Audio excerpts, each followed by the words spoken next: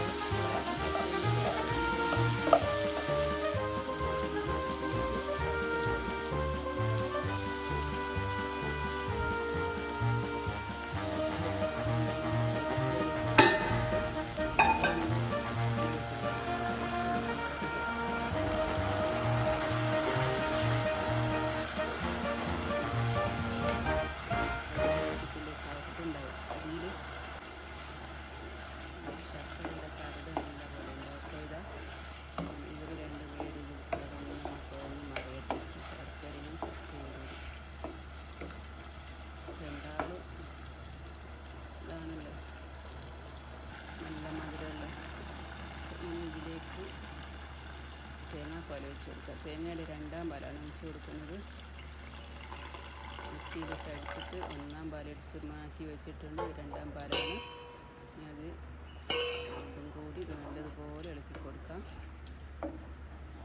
ഇനി ഒരു പരിപാടി കൂടിയുണ്ട്. ഇതിലൊന്ന് കുറുകി വരാൻ വേണ്ടിയിട്ട് ചക്കയും തേങ്ങാപ്പാലും ശർക്കരപ്പാനിയൊക്കെ കൂടി ഇത് ഒരു വെള്ളം പോലെയൊക്കെ ഉണ്ടായി. അതിന് വേണ്ടിയിട്ട് ഇതൊരു വിദ്യയുണ്ട്. അതിന് വേണ്ടി ഇനി ഒരു 1/2 ഗ്ലാസ് തേങ്ങാപ്പാലിലേക്ക് ഇത് ഞാൻ ശർക്കരപ്പാനി കുറച്ചുകൂടി എനിക്ക് മധുരം പോരാൻ തോന്നിയിട്ട് കുറച്ചുകൂടി ഒഴിച്ച് കൊടുക്കാം കേട്ടോ.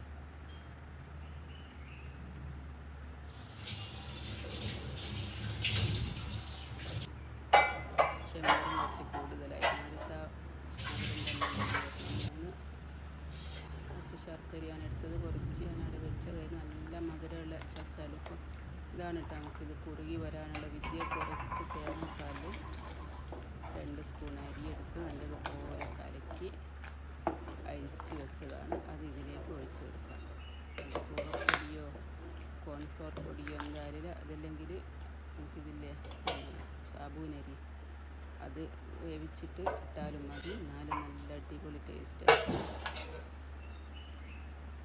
ഇപ്പോൾ സാബൂനരി എൻ്റെ കയ്യിലില്ലായിരുന്നു. പിന്നെ അതുകൊണ്ടാണ് ഞാൻ ഇങ്ങനെ ഉണ്ടാക്കാണ്ട് ഇങ്ങനെ ഇരിക്കും കേട്ടോ. ഇനി അടുത്തൊരു പ്രാവശ്യം ഞാനങ്ങനെ ഉണ്ടാക്കുന്നുണ്ട്. ഇനി ഇതാ ഇതിലേക്ക് തേങ്ങാപ്പാൽ ഒഴിച്ച് കൊടുത്തിട്ടുണ്ട്. ലാസ്റ്റ് പരിപാടിയാണ് തേങ്ങാപ്പാൽ ഒഴിക്കൽ.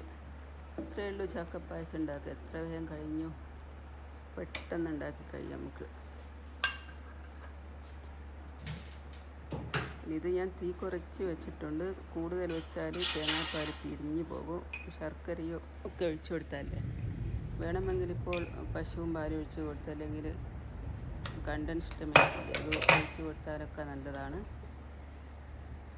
ഇപ്പോൾ ഇതാ ഏലക്കാപ്പൊടി മറന്നു പോകുന്നുണ്ടായിരുന്നു. പിന്നെ ചുക്കുപൊടി പേക്ക് ഉണ്ടായിരുന്നു. അപ്പോൾ പേക്കോടെ തന്നെ കുറച്ച് ഇട്ട് കൊടുക്കുകയാണ്. കൂടിപ്പോകരുത്, കൂടിപ്പോയാൽ പ്രശ്നമാണ്.